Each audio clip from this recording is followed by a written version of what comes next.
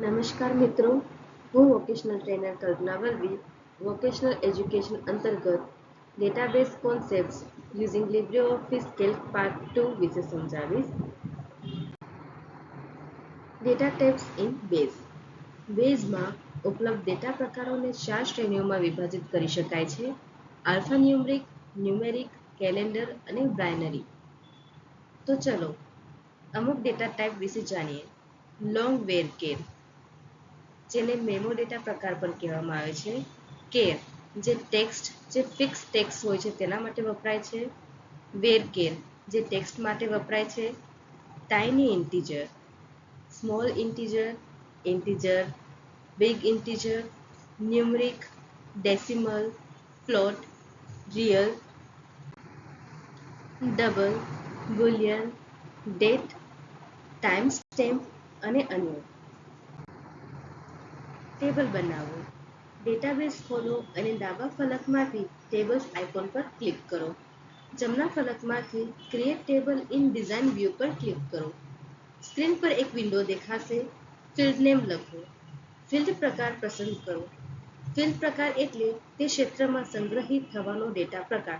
Example તરીકે નામ. ક્ષેત્રમાં ટેક્સ્ટ ફિલ્ડ પ્રકાર તરીકે હોવો જોઈએ. આગામી કોલમમાં ફિલ્ડ વિશે વર્ણન લખો.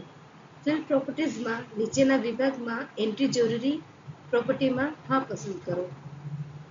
તમે ડિફોલ્ટ મૂલ્ય સેટ કરી શકો છો અને આંકડાકીય ક્ષેત્ર પ્રકારો માટે તમે સેટ કરી શકો છો. દશાંશ સ્થાનો પર આ રીતે બધા ક્ષેત્રો બનાવો.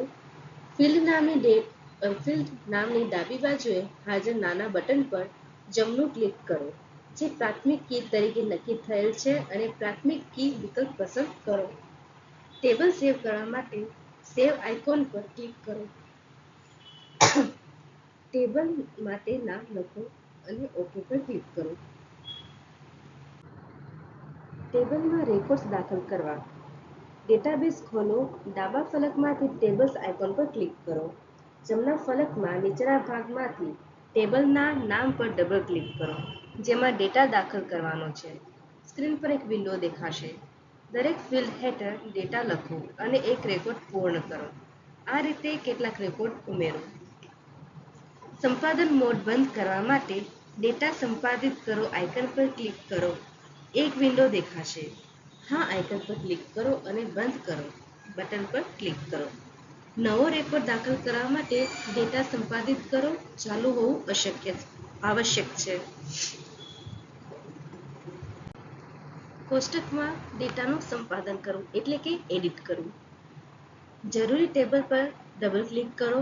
સંપાદન માટે જરૂરી રેકોર્ડ પર ક્લિક કરો. જરૂરી ફેરફારો કરો.